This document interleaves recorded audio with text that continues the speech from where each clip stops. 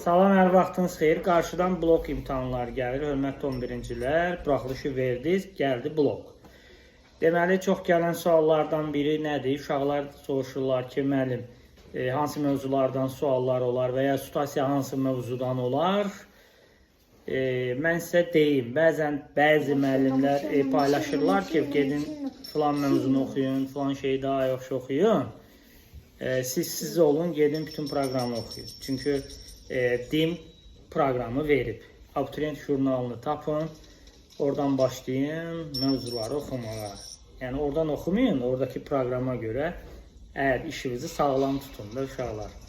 Bəli, imtahana hazırlaşanlar, hazırlaşmağı fikirləşənlər, bugün başlayacağım deyənlər, sabah başlayacağım deyənlər artıq başlayır.